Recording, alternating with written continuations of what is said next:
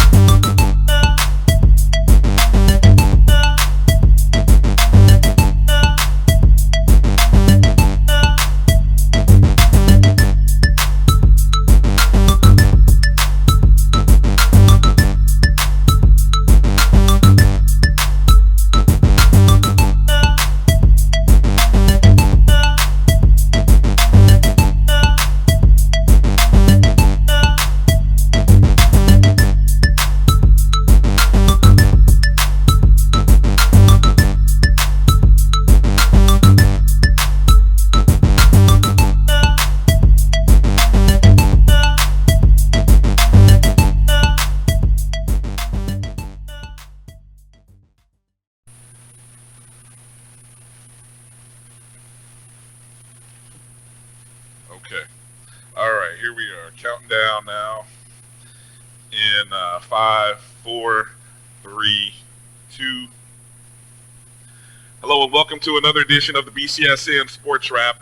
Bryan Fulford here, and joining me in our conversations as we're all in the sort of hashtag quarantine life right now, dealing with the COVID-19 pandemic, but we still want to continue to talk with different leaders and people within the Black College sports atmosphere and see how they're doing. And it's a pleasure to have on with us the Vice President and Director of Athletics at Florida A&M, Kortne Gosha. Director Gosha, how you doing, sir? I'm doing well. How are you gentlemen today? It's great. It's a pleasure to have you with us.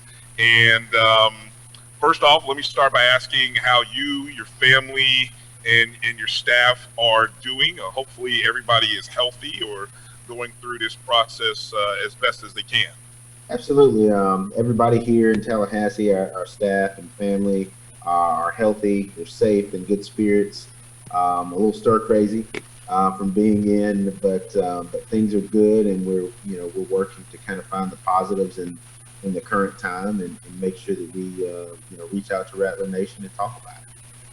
Definitely, and I can't even begin to imagine for you on a personal level how crazy I'm trying to think. This is March, so really you've been on the job for maybe maybe 4 to 5 months, and you go from getting the job, getting into this position, and then all of a sudden this happens. So maybe on a personal level, what are your emotions as you sort of think about just the first half of just the past 3-4 months? Yeah.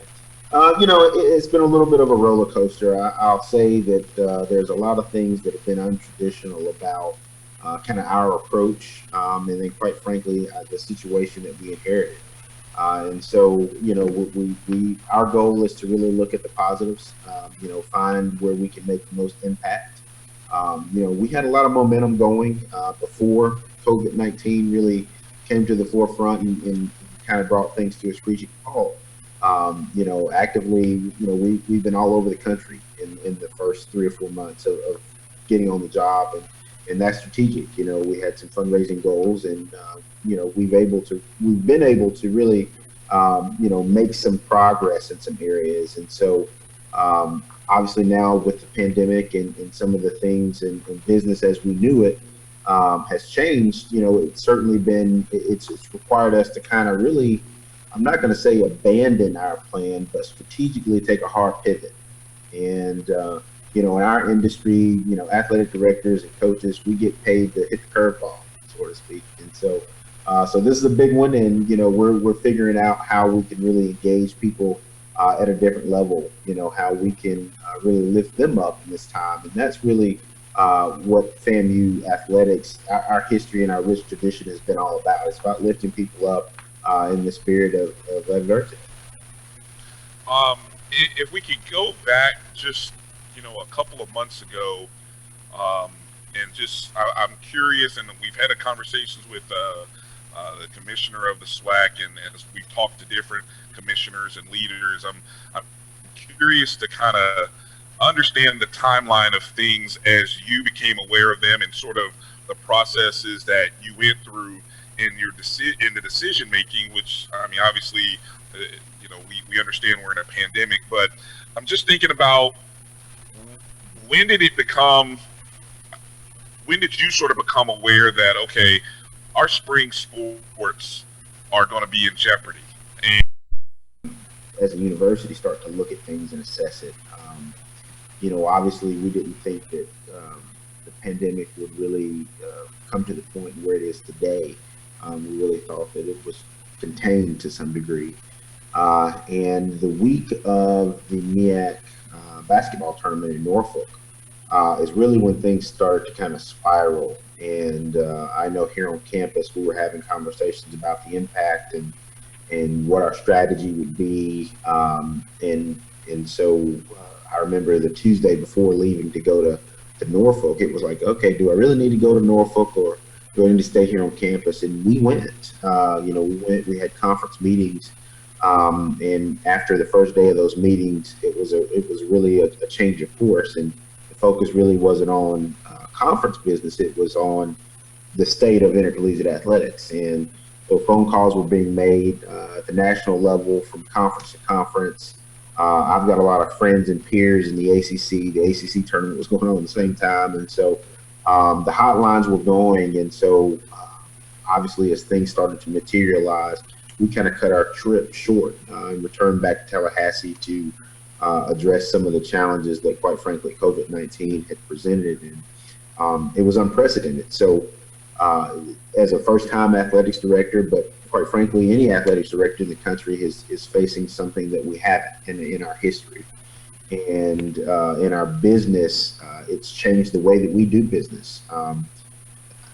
For us to cancel a whole spring season, it's just unheard of. The NCAA tournament, March Madness, and all of the fanfare and pageantry that goes along with it. It was almost like a nightmare that you hadn't woken up from. But in that interest, our main focus was the health and safety of our student athletes, and we wanted to make sure that that was our first priority. And so as we did it, we suspended spring activities, just kind of in line with the MEAC and with the NCAA. And we started to really just get on the phone with our student athletes and really understand what their situations were and how this would affect them. And the good thing about it for us is this was happening as we went into our spring break period. And so we didn't really have to worry about the effects of our kids are on spring break. Now they're coming back to campus, and then they're participating in sports and obviously have to worry about large forms of spread. So we were lucky and blessed to that strategic timing was on our side.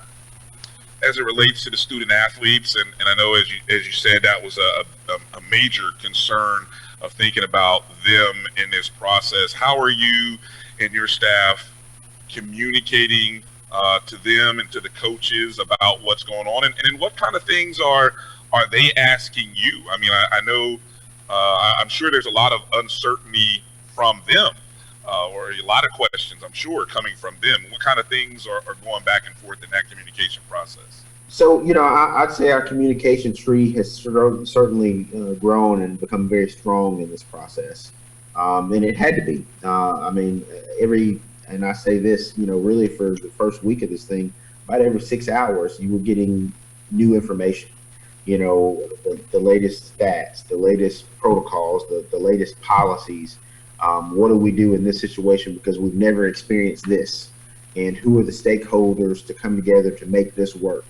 And so really, there was a lot of phone calls from our administration. There was a couple of days where, we were working 18, hour days just to make sure that, hey, our kids are taken care of, our processes are in place, and we're prepared for this thing, because we didn't know if it was going to be a week, a month. It could be 6 months at this point. And so strategically planning to make sure that we're in a position to still operate the department. With our coaches, they've been phenomenal in this process.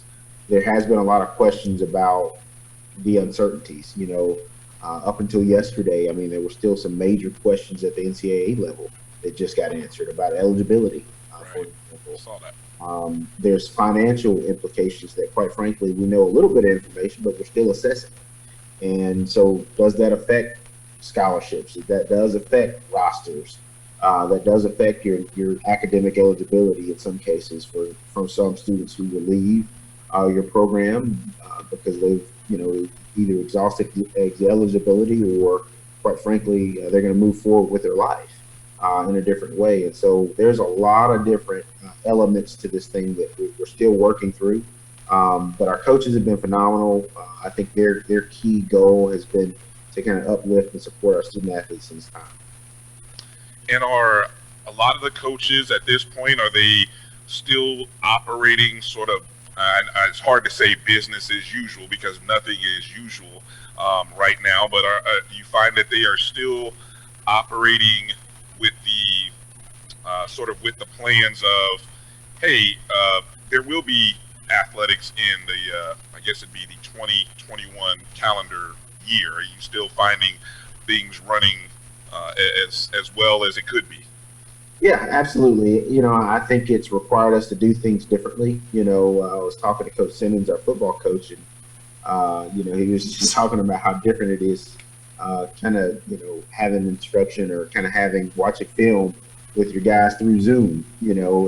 As being a method and a process, and so that's that has its own challenges because every head coach wants to touch the kids and to make sure that they have some face time with them and as we matriculate, but it's been good. It's been well received. Our student athletes have been intrinsically engaged, and I think it's required us as administration to really be engaged through social media in different ways, and so that part has been really positive for us.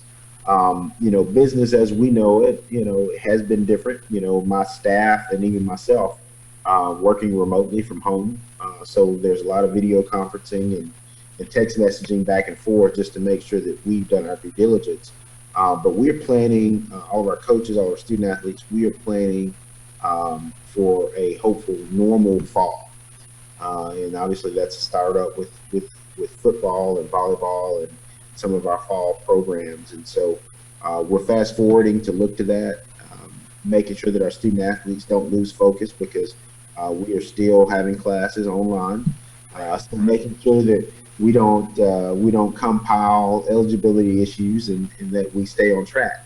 And so, in the madness and in the storm, there's still a laser focus on where our priorities are right now. I had a couple of thoughts that I was as you were talking about you mentioned earlier the recent announcement of the eligibility, and I saw. I don't know if it was this morning or maybe it was last night that the NCAA is going to allow a lot of spring, I guess I don't know if it's all of the spring seniors to have another year eligibility. What can you share about the year of eligibility or the year that was lost for seniors, if you can share anything at this time? Yeah, absolutely. The Division I Council voted on yesterday actually that they would extend an additional year of eligibility. It was the right call. It was the right thing to do. I think the NCAA got that right. But there's a lot of implications in that decision. For a lot of your spring programs, your roster sizes aren't going to change. So you have some decisions to make whether you go out and sign a new person, an incoming person, or do you continue to have that senior on the team? Those are some tough decisions because the coach may have a different vision than the student athlete has. From that perspective, because it's all tied to the elements of being a competitor. And so those are factors for some institutions, your scholarship costs, because you may have a student that graduates still, but who want to continue to participate. And so now they may be in a master's program, but there's a cost, an increase in cost that's associated with that. And so the implications are very, very deep. And I think right now, I think the NCAA, like most athletic directors, we're trying to find our way through this thing. And really, I think it would be hard to really assess what the true impacts are until we get on the other side of it. You come from prior to coming to FAMU, you were at a few other universities, most recently the University of Miami. I'm just curious, who are your mentors, or maybe a mentor or somebody that you might speak with, or somebody within your past that you kind of share thoughts or ideas with, or as I said, all this is new. I can't say that anybody has been through anything like this. Maybe there have been far off similar things, but who are some of your people, or your support that you go to when you're trying to figure out how to go down a particular road with something like this, or maybe just as things you've been dealing with over the past few months? Absolutely. Well, I think it's very important, and I've been blessed in my career to be attached and have some associates who had some great experiences. One of those individuals being Martin Jarman, the director of athletics at Boston College, a great personal mentor, advisor, and friend. And so I would say at least once a month, hey, I'm on the phone picking Martin's brain on processes and how to do things and what my approach should be. So Martin is a great friend of mine. Graham Neff, the deputy athletic director at Clemson, another good friend of mine, and he actually gave me one of my first jobs in college athletics. But another good personal friend to really lean on as they've done some special things at Clemson. All of my folks at Miami, Blake James, my previous athletic director, and so been blessed and fortunate to have a lot of really good people in my in my career. And one that I call on very often, Sean Frazier at Northern Illinois, who's another good advocate and just a mentor in the space. And so all of those people have been called profusely over the past couple of weeks, and I think a lot of ADs in the country are doing that, and even specifically here in Florida, picking up the phone, calling other ADs here in the state, because their challenges are very similar to ours, especially when you start talking about the financial impacts. And so I think I think those things have served me well. But in this industry, a lot of the times it's who you know, and not necessarily what you know, and Right. that's been good for us.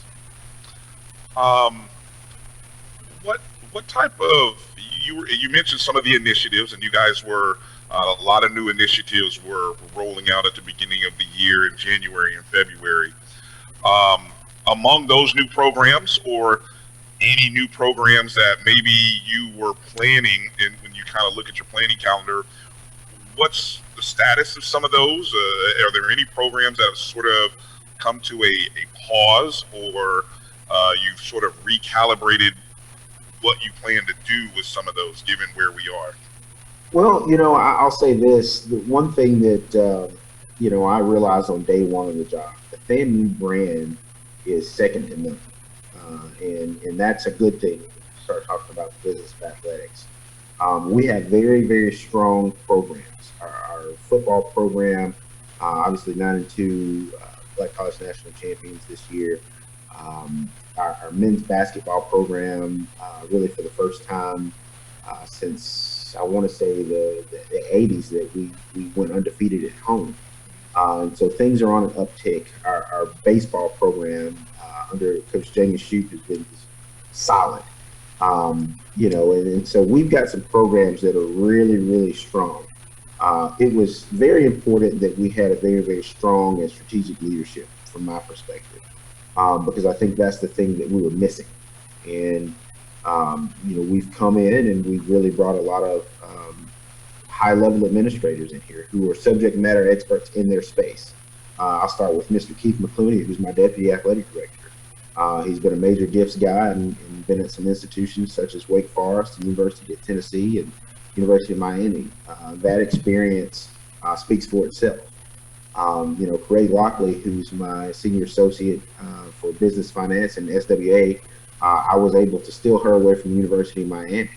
But her, financial management skills, not only at Miami, Georgia State, but also in the private sector with JP Morgan, again, has served us very well in making sure that we could do some things like deliver a balanced budget. FAMU has a very, very long history of financial challenges. And so it was key for us to come in and not only had somebody who could raise money, but also have someone internally who could manage the monies, make sure that we took care of our business. And those are things that were non-negotiables for me, because that's one of the things that's quite frankly held our brand back. And so we want to put our brand on the stage that it truly deserves. And then we brought in some key individuals to help us with our academic and compliance issues. And so we feel really strong about the future of the department. So with strategic leadership and strong programs, strong kids who compete at a very high level, we have a great quality of coaches. We're excited about the future. A lot of our initiatives, you're right, right now it's a very insensitive time to ask for money. And so we're finding ways to engage our audience in a different way. Last Friday, we did something that was out of the box. Last week we released this major announcement teaser, right? Oh yeah. And that was strategic. I told my staff, they thought I was crazy. I walked in my staff meeting and said, we're going to do some crazy this week. And I said, it's marketing 101. I said, I want an announcement, out there that says we've got this major release coming this week. I'm not telling anybody what it is. And so I pulled a few key people in. So everybody, I was getting texts from other ADs. Oh, so was I. Yes. Country. It was great, right? But FAMU athletics was on everybody's mind for 3 or 4 days, right? Yeah. What's coming? All right. And so we knew it was going to be a, oh man, moment when we actually released it, which it was. But we had everybody's attention. And so that drove people to our social medias. It drove people to our website. That made people remember, hey, I need to renew my tickets. Or better yet, maybe I want to donate to the program. And, everybody was self-quarantined. So we hosted a virtual Set Friday, which is one of our campus traditions. But that engagement engaged the students at FAMU right now, but also every alumni that's ever come to the Hill, because it gave them an opportunity to really, reminisce a little bit and then be engaged in the current. And so out of that video that we released on that Thursday, we had over 40,000 views. And then for the virtual Set Friday, we had another 30,000 people participate. So that's free marketing. That's free value. And so trying to find ways to keep our people engaged during this time, because it's hard. We can't get to them. They can't come to campus. There are no events. But how do we stay relevant? And so you'll see from our administration that we're going to do things different, because here at FAMU, we brag different. Yes, sir. Yes, sir. No, hey, look, I definitely was getting texts from people saying, "What do you know? What do you know?" And I'm texting people, "What do you know?" And I'm like, I don't know. The mind is wandering all over the place. I'm like, are we really? What are we planning? What's the big announcement? And so then it comes out, and there's this. Oh man, are you kidding me? But in a good way though. Having the Set Friday was awesome, because for anyone who's never been to the Set or experienced the Set Friday, it was a straight throwback. I'm a Rattler from the mid to late 90s, so even you see a lot of old school Rattlers, and so it was very cool that happened. So props to you, the athletic department, for doing that. It was well done, well received, most definitely by Rattler Nation, no doubt. So one of the things that I wanted to get your thoughts on has to do with there were some recent comments, and I don't know if you saw these or you heard about these from Kirk Herbstreit, his recent comments regarding what he thought about whether they would be the NFL season or college football season. And I know there's been some back and forth comments about it. It's like Kirk is one of those voices of college football that everyone sort of goes to. But I also feel like at this time, that's sort of our hope. For those of us who love sports, we're all sort of hoping, we understand, hopefully a lot of us understand what the pandemic is about, but we're hoping that we get back to the fall and we get back to the sports and everything that it brings into our lives as a distraction from the real world. Your thoughts when you hear his comments? Do you feel like maybe they are, well, I don't want to put words in your mouth, but what are your thoughts when you heard his comments? And I don't know, maybe I don't know if you have a relationship or may know Kirk Herbstreit, but just curious to your thoughts after you heard him. Don't know him personally, but obviously we all follow him in the business. And, I will say that I think it's a little premature. Our goal and hope is that as a nation, that we can really get this thing under control before the fall. From a business perspective, absolutely. We are very, very hopeful that this thing is under control and in a manageable condition by the fall. For a lot of HBCUs and FCS football institutions, not being able to play football would, quite frankly, shake the foundation of our existence. There's no doubt about it. Football at FAMU generates about 85% of our revenue for all of my other programs, and so those are real numbers. That's not a figment of imagination. And so, if that revenue doesn't come in, how do we really manage and how do we really operate the rest of the university? So there's so many implications to this thing. Quite frankly, if you don't have fall, you go through this whole thing again about eligibility. Now for large roster programs like football, does that bleed into basketball? And there's so many factors. And so I would be in the position to say I would certainly hope so. We have started to look at scenarios that do involve either a shortened football season, a delayed football season, or a no football season. Because these are very, very strong realities that, quite frankly, we do have to plan for. But again, my hope is that we can get it under control. I think every AD in the country, some that I've talked to, are really hoping so. It will be catastrophic to intercollegiate athletics, let alone in specific institutions or low resource institutions like us.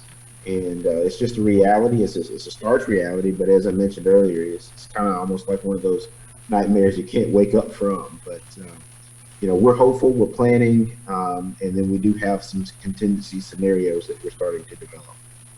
Right, and I it's good to hear that. I figured you guys probably did. It's just one of those things where you have to plan for all scenarios, and hopefully this one doesn't occur, but you got to have a plan in place in case it does happen. Well, I know you're a busy man. As you said, before you even came on with us, you had plenty of other Zoom conference calls today. But I wanted to give you the last word. Anything that you would like to say or remind Rattler Nation, or just the society, anybody who's watching and listening in general. So I'll give you the floor. Yeah, well, first off, thank you guys for having us. We get excited every time there's an opportunity to really talk about some of the great things that are happening here on the Hill. We encourage all of our followers and everyone in the HBCU community and across the nation to be safe, take care of yourself, and we're excited to again welcome people back to the Hill and watch our athletics department move forward. And so always remember, when Rattlers will strike and strike again. So thank you very much. All right, thank you again, VP and Director of Athletics at Florida A&M University, Kortne Gosha. Director Gosha, thank you for your time. Appreciate you coming on. Good health and blessings to you and the staff, and we look forward to the next big announcement that you guys make, and hopefully it's as fun as the last one. All right. Yeah. Thank you very much. All right, take care. If you want fall sports, the best thing you can do is, stay indoors. And I think that's ultimately what America has been told for the last couple of weeks. And I know it's tough. It's tough for me. But until we can get this thing curtailed, it's only going to take more time. So if there's anything that you think you can do to get football kicked off, it is to stay inside. And if you stay inside, I guarantee you we'll have football. So the only way we're going to have football is, to curtail it. And the only way to curtail it is to quarantine yourself until we can get a handle on it. So everybody has to do their part for football. We're going to do ours, and we hope that you do yours. And if you do, there's a 100% guarantee we'll play. But if we don't sit and quarantine ourselves and social distance ourselves from each other, it could jeopardize our ability to play football in the fall. So this stuff is serious, and it's not going to go away by itself. We have to do our part. So I just urge everybody to do so. But you stay hard.